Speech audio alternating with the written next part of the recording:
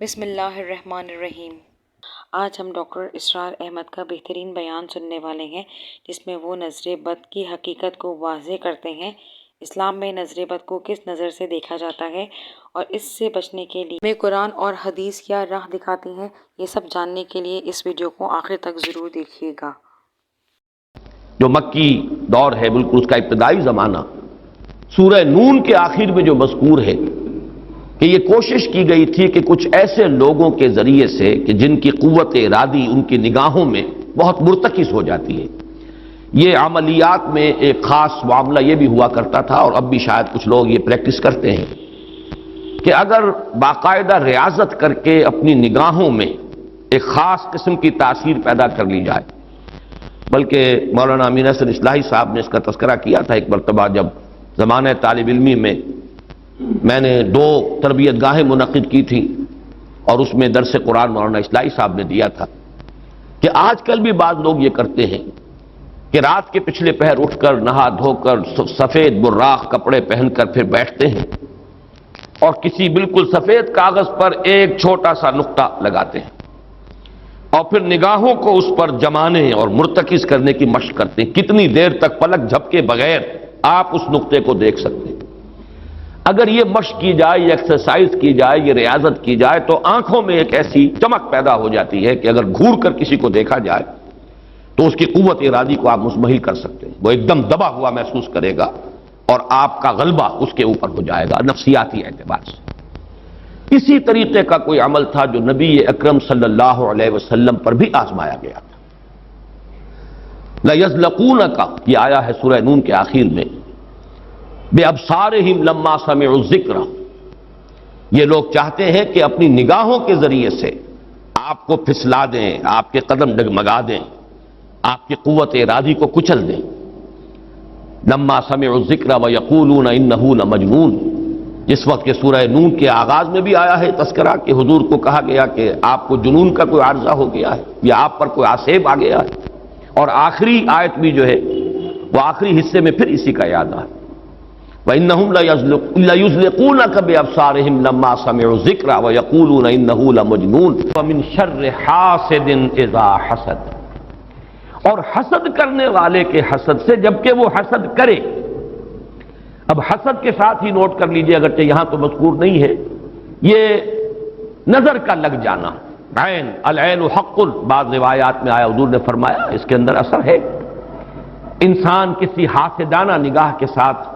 کسی پر نگاہ ڈالتا ہے، اس میں ایک زہر ہے، یہ نگاہیں مسموم ہیں، اس میں زہر ہے موجود، سمی اثرات ہیں اور اس کے اثرات میں تو پڑتے ہیں۔ اور یہ جیسا کہ میں عرض کر رہا تھا کہ جدید دور میں جادو کے لیے بھی مثلاً حضور کے بالوں کی ضرورت پڑی، اور یہ جینیٹکس کے حوالے سے اور جینز کے حوالے سے بات آج سمجھ میں آ جائے گی، اس لیے کہ جن ارواح خبیثہ کے ذریعے سے آپ کو کام لینا ہے، وہ جادو تو وہاں پڑا ہوا ہے اس کنویں کے اندر، وہ جو بھی تاثرات ہیں انہیں تلاش کرنا ہے، ان اثرات کو اس شخص معین کو، جس شخص معین پر جادو کرنا مقصود ہے، اور اس کے وجود کا کوئی جز جس کے کہ وہی جینز ہوں گے کہ جو ان کے اپنے وجود کے ہیں، ان کے حوالے سے گویا کہ یہ ایک راستہ ہے، یہ اس کی آئیڈینٹیفیکیشن کا ایک ذریعہ ہے۔ اسی اعتبار سے یہ حسد یا یہ نگاہ کا لگ جانا،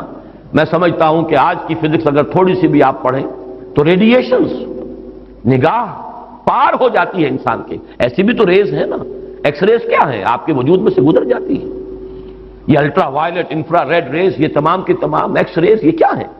وجود کو چیر کر گزرتی ہے، تبھی تو اس فلم کے اوپر اثر پڑتا ہے جو فلم کے پیچھے لگی ہوئی اور آپ سامنے کھڑے ہوئے ہیں، آپ کی ہڈیاں علیحدہ نظر آ رہی ہیں اور گوشت جو ہے وہ علیحدہ نظر آ رہا ہے، یہ تمام چیزیں آج سمجھ میں آتی ہیں۔ اور وہ فوٹونز جن کا میں نے ابھی عرض کیا 1 ملین 5 دفعہ کہیے، 30 صفریں لگائیے ایک پر تو 1 ملی میٹر کا اتناواں حصہ جو ہے وہ ایک فوٹون ہے، یہ تو وجود کے اندر سرایت کر کے کہیں سے کہیں نکل جانے والی چیزیں۔ ان ریڈیشنز کے حوالے سے ایٹمک ایکسپلوژن جو ہے اس کی ریڈیشن ہے جو آپ کو معلوم ہے کہ جو ذرا ذرا سے حادثے ہو رہے ہیں، چرنوبل میں ہوا ہے، کہیں ہو گیا تھا بھوپال میں، اور اس کی پھر ریڈیشنز کے کیا کیا اثرات ہوئے، وہ شے نظر تو نہیں آتی، غیر مرئی چیزیں۔ آج کی دنیا میں جب آپ ESP کو مان رہے ہیں، ایکسٹرا سینسری پرسیپشن، نہ آپ کے کانوں کے ذریعے سے آپ کو پرسیپشن حاصل ہوئی ہے، نہ آنکھوں کے ذریعے سے، آپ کے سینس آرگنز انوالوڈ ہی نہیں ہے، but you are having perception, extrasensory perception.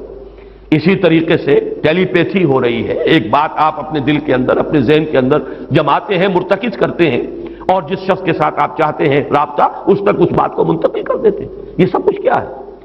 اس کے بعد تو اس دور میں بھی اگر کوئی لوگ بات کریں، من شر حاسد اذا حسد، اور عقد کے ساتھ اس کو جوڑا گیا ہے، ومن شر النفاثات فی العقد ومن شر حاسد اذا حسد۔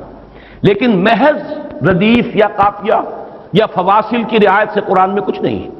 وہ اس کا ایک فیکٹر، اس کا ایک عامل ہو سکتا ہے، لیکن محض اس کی بنا پر نہیں مانا جائے گا۔ تو اس میں یقیناً کوئی اور حکمت ہے، اور وہ حکمت تقسیم کی گئی ہے۔ ہمارے مفسرین نے تو اس کو یوں بیان کیا ہے کہ ایک حسد وہ ہے کہ جو دل میں پیدا تو ہے، آدمی کے اندر ہے، لیکن یہ کہ وہ اس کو، یعنی اس کو باقاعدہ کوئی ایک ہمت کے ساتھ اور اپنے ایک عزم کے ساتھ، ارادے کے ساتھ بروئے کار نہیں لا رہا، تو اس حسد کے اثرات نہیں ہوں گے، اس سے پناہ مانگنے کی ضرورت نہیں ہے۔ میں اس کو اس انداز میں تو میرا ذہن سے قبول نہیں کرتا، اس لیے کہ حسد اگر پوٹینشلی ہے اندر تو اس کے اثرات ہوں گے، وہ ریڈیشن تو ہوگی، چاہے اس کا ارادہ ہو چاہے نہ ہو، وہ کیفیات جو ہے وہ اس کے سانس سے، اس کی آنکھ سے، اس کے وجود سے، وہ اندر اگر زہر گھل گیا ہے تو اس کے وجود سے نکلنے والی ساری شعاعیں جو ہیں ان کے اندر وہ اثر موجود ہوگا، وہ مسموم ہوں گی، زہر ان میں ملا ہوا ہوگا، اس کے اثرات ہوں گے۔ البتہ یہ کہ اس کے دو درجے ہم قائم کر سکتے ہیں، اور وہ یہ کہ ایک ہے غیر شعوری حسد، ابھی آپ کو اندازہ نہیں ہے، اندر ہی اندر کھچڑی پک رہی ہے، وہ اور بات ہے، لیکن جب یہ اس درجے کو پہنچ جائے کہ شعور کی سطح پر آ جائے، آپ کسی کی برائی چاہنے لگیں بالفعل، آپ چاہیں کہ اس کے اندر اگر یہ فضیلت کی بات ہے تو یہ سلب ہو جائے، اس کو پاس اگر یہ نعمت ہے تو یہ نعمت اس سے چھن جائے، مجھے مل جائے، یہی ہے اصل میں جس کو غبطہ اور حسد کا فرق کہا جاتا ہے۔ اور ایک جگہ پر حضور نے ایک حدیث میں لفظ حسد استعمال کیا ہے، لیکن مراد اس سے غبطہ ہے۔ لا حسد الا فی اثنین، کوئی حسد نہیں کیا جانا چاہیے سوائے دو اشخاص سے، ایک وہ جسے اللہ نے علم دیا ہے اور وہ علم پھیلا رہا ہے، تو اس سے بھی اگر حسد پیدا ہو جائے تو کوئی بری بات نہیں، کوئی اچھی بات ہی ہے، اور ایک یہ کہ کسی کو اگر دولت دی ہے اور وہ دولت پھیلا رہا ہے اور عام کر رہا ہے، لوگوں کو اس کے خلق کے لیے خرچ کر رہا ہے، تو اس سے بھی حسد۔ لیکن یہاں حسد غبطہ کے معنی میں، غبطہ یہ ہے کہ کسی میں کوئی خیر آپ کو نظر آئے تو آپ اللہ سے دعا کریں پروردگار مجھے بھی یہ خیر عطا کر دے، یہ غبطہ ہے۔ اور حسد یہ ہے کہ اس سے یہ شے چھن جائے، یہ ہے در حقیقت کہ جو بری شے ہے کہ کسی نعمت کا کسی دوسرے شخص سے سلب ہو جانا، اس کی خواہش جب پیدا ہو جائے اور جب یہ شعوری سطح پر آ جائے، یعنی ایک ہے اس کا ایک وہ جو جس سے کہ ابھی اتنی اس کی انٹینسٹی نہیں ہے کہ اس سے وہ ریڈیشن ہو، اس کی انٹینسٹی اس وقت ہوگی جبکہ وہ شعور کی سطح پر آ گئی اور انسان جو ہے جل رہا ہے حسد کی آگ میں اور چاہتا ہے کہ یہ نعمت اس سے سلب ہو جائے، یہ فضیلت جو ہے اس سے چھن جائے، تو یہ شے وہ ہے یقیناً کہ اس کے اثرات، اس کو میں اس وقت جدید فزکس کی اصطلاح میں ریڈیشن کے ذریعے سے اس میں لفظ واضح کر رہا ہوں، اس کے اثرات ممتد ہوتے ہیں، اور اس کے شر سے بھی پناہ مانگنے کی یہاں ہمیں تلقین کی گئی۔ تلقین محمد الرسول اللہ صلی اللہ علیہ وسلم کو ہوئی اور آپ کی وساطت سے ہم سب کو ہو رہی ہے۔ قل اعوذ برب الفلق من شر ما خلق ومن شر غاسق اذا وقب ومن شر النفاثات فی العقد ومن شر حاسد اذا حسد۔ میں جب بھی یہ سورت پڑھتا ہوں تو اگرچہ یہ کہیں مجھے یعنی کوئی معصور تو یہ شے نہیں ملی ہے، لیکن اس کے فوراً بعد بالکل کسی تصنع کے بغیر میرے یہ الفاظ بھی زبان پر آ جاتے ہیں۔ اللہم انی اعوذ بک یا رب الفلق من شر ما خلقت ومن شر غاسق اذا وقب ومن شر النفاثات فی العقد ومن شر حاسد اذا حسد۔ اسی طرح قل اعوذ برب الناس ملک الناس، تو وہاں بھی اللہم انی اعوذ بک یا ربی و رب الناس و یا الہی و الہ الناس و یا ملکی و ملک الناس۔ تو اس طریقے سے گویا کہ اس لفظ قل کیونکہ یہ فعل امر ہے، حکم ہے، تو اس پر ہم اگر فوری طور پر اس کی تعمیل کیا کریں تو یہ اگرچہ معصور نہیں ہے، میں صرف اپنے ذوق کی بات کہہ رہا ہوں، اور بہرحال اس میں کوئی شے ممنوع نہیں ہے، دعا تو ہم مانگ سکتے ہیں، تو دعا ہی کی شکل ہے، تو جو الفاظ ہمیں اللہ نے تلقین کیے ہوں انہی کے حوالے سے ہم وہ دعا مانگے، تعوذ کریں۔ قل اعوذ بک، قل کو چھوڑ دیجئے، اعوذ بکا، اللہم انی اعوذ بکا یا رب الفلق من شر ما خلقتا. اب یہ خلقہ کی بجائے مخاطب کیونکہ ہم کر رہے ہیں اللہ کو، من شر ما خلقتا، آگے جو کہ تو الفاظ رہیں گے ان میں کوئی تبدیلی کی ضرورت نہیں ہے. مولانا محمد قاسم نانوتوی دیوبند کے مؤسسین میں سے، مولانا رشید احمد گنگوہی اور مولانا محمد قاسم نانوتوی رحمہم اللہ، یہ دو ہیں اصل میں یہ دارالعلوم دیوبند کے مؤسس، اس کی ابتدا کرنے والے. ان کے شاگرد شیخ الہند، ان کے شاگرد علامہ شبیر احمد عثمانی، تو انہوں نے یہی الفاظ لکھے ہیں کہ استاذ الاستاذ نے جو بات لکھی ہے وہ میں بیان کر رہا ہوں. ویسے یہ کہ مولانا عبدالعزیز شاہ عبدالعزیز رحمۃ اللہ علیہ نے بھی اس پر کوئی کتاب لکھی ہے، وہ بہرحال میری نظر سے نہیں گزری. وہ تمثیل اب میں بیان کر رہا ہوں، بڑی پیاری تمثیل ہے. انہوں نے تمثیل یہ دی ہے کہ اگر کوئی باغبان یا کوئی اور کھیتی کرنے والا جو ایک پودا لگاتا ہے، کوئی فصل ہے اس کا، کوئی ایک جو ہے بیج یا دانہ پھوٹا ہے، اب یہ جو پودا ہے باغبان یہ چاہتا ہے یہ پروان چڑھے، پھلے پھولے، اسے کوئی گدن نہ پہنچے، کوئی نقصان نہ ہو، اس کی حفاظت کا بندوبست کرے گا تاکہ جس کام کے لیے یہ پودا لگایا وہ مقصد حاصل ہو. پودا تو مقصود نہیں ہے، مقصود تو اگر آم کا پودا ہے تو آم کا پھل اس سے حاصل کرنا مقصود ہے.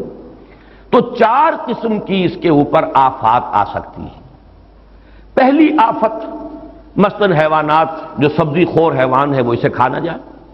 لہذا کوئی جالا آپ اس کے گرد جالی لگاتے ہیں، کوئی باڑ لگاتے ہیں، اس سے بچاتے ہیں. اور یہ جو جانور آ کر کھائے گا، بکری فرض کیجیے کھا جاتی ہے آ کر، تو یہ کوئی اس کی نیت آپ کو ضرر پہنچانے کی نہیں ہے، یہ اس کی طبعی ایک خاصیت ہے، یہ تو اس کی جبلت ہے، یہ اس کی طبیعت ہے، اس کا تقاضا ہے. آپ سے کوئی دشمنی نہیں ہے اس سے، بلکہ یہ کہ در حقیقت اس کی اپنی طبیعت کا ایک تقاضا ہے. چنانچہ وہ شعر بھی انہوں نے کوٹ کیا ہے، نیش اقرب ناز پے کی نست اقتضائے طبیعتش این است. بچھو جو ڈنک مارتا ہے تو یہ آپ سے کوئی دشمنی اسے نہیں ہے، یہ اس کی طبیعت کا، اس کی جو بھی جبلت ہے اس کا تقاضا ہے. سانپ کے بارے میں بھی آپ کو معلوم ہے کہ عام طور پر اگر اس کو آپ کوئی نقصان نہ پہنچائیں، پاؤں پڑتا ہے سانپ پر تو وہ ڈنک مارتا ہے اور ڈستا ہے، ورنہ عام طور پر وہ حملہ نہیں کرتا. یہ اس کے دفاع کا ایک جز ہے، اس کی خلقت کا ایک جز ہے. ایک خطرہ تو یہاں سے آیا، آپ نے باڑ لگا دی، آج کل جو ہے جالی لگا دی جاتی ہے لوہے کی. دوسرا یہ کہ اس پودے کو نشو و نما کے لیے جو چیزیں ضروری ہیں اس کی کوئی روک ہو جائے. مثلا اسے دھوپ چاہیے، کوئی ایسی چیز آڑے آ جائے کہ دھوپ کی تمازت اس تک پہنچے ہی نہ، کوئی شے ایسی سایہ کہ اس کے اوپر کیے رہے. یا پانی اسے چاہیے، پانی کے سوتے خشک ہو جائیں، یہ دوسری آفت ہے، پودا مرجھا جائے گا، کملا جائے گا، ختم ہو جائے گا. تیسری چیز یہ کہ اس پر کوئی پالا پڑ جائے، اوپر سے اولے پڑ جائیں، پالا پڑ گیا، یعنی اس کی جو حرارت غریزی ہے جس سے کہ اس کی یہ پورا وجود جو ہے وہ حرارت غریزی جو ہے وہ ختم ہو جائے، اس کے نتیجے میں بھی وہ پودا ختم ہو جائے. اور آخری شکل یہ ہے کہ کوئی دشمن ہے حاسد اور وہ آئے اسے اکھاڑ کے پھینک دے آپ کو نقصان پہنچانے کی نیت سے. یہ چار آفات ہیں جو اس پودے کے اوپر ممکنہ طور پر وارد ہو سکتی ہیں. یہی چار ہیں، قل اعوذ برب الفلق من شر ما خلق. یہ وہ خلقت میں جو شر مضمر ہے، وہ اس کے خلقت کا جز ہے. نیش اقرب ناز پے کی نست اقتضائے طبیعتش کی نست، یہ تو اس کی طبیعت کا، خلقت کا، اس کا تقاضا ہے. دوسرا یہ ہے کہ وہ سورج ڈوب گیا، غروب ہو گیا، یا جیسے میں نے کہا تھا حیات معنوی یا حیات مادی کے لیے جو اسباب ضروری ہیں ان میں سے کسی کا سلسلہ منقطع ہو گیا، یہ ہے وَإِذْ شَرِّ غَاسِقٍ إِذَا وَقَبَ. تیسری چیز کہ جو در حقیقت جادو کے ذریعے سے ہوتی ہے کہ اندر آپ کے کوئی ایسی شے ہو گئی جس سے آپ کے طبائع اور قوائے طبیعت جو ہے وہ کچھ شل ہو کر رہ جائے. یہ اندر سے حرارت غریزی جیسے اس پودے کی ختم ہو گئی، پالا پڑ گیا. جادو کا اثر یہی ہوتا ہے. یا تخبطہ الشیطان من المس جیسے آیا ہے کہ ایسی کیفیت ہو گئی کہ جیسے حواس پورے طور پر بجا نہیں ہے، حواس پورے طریقے سے قائم نہیں ہے، مجتمع نہیں ہے. تو یہ کیفیت جو ہے یہ ومن شر النفاثات فی العقد ومن شر حاسد اذا حسد، جیسے ایک دشمن نے آ کر دشمنی اور آپ کو غضب پہنچانے کے لیے، دشمنی نکالنے کے لیے پودے کو اکھاڑ کے پھینک دیا، ایسے ہی حاسد جو ہے وہ آپ کے. یہ تھا ڈاکٹر اسرار احمد کا بیان نظر بد کی حقیقت پر. اللہ تعالیٰ ہم سب کو برے اثرات سے محفوظ رکھے اور ہمیں اپنے حفظ و امان میں رکھے. اگر آپ کو یہ ویڈیو پسند آئے تو لائک کرنا نہ بھولیے گا اور اس پیغام کو دوسروں تک ضرور پہنچائیے گا. اللہ حافظ.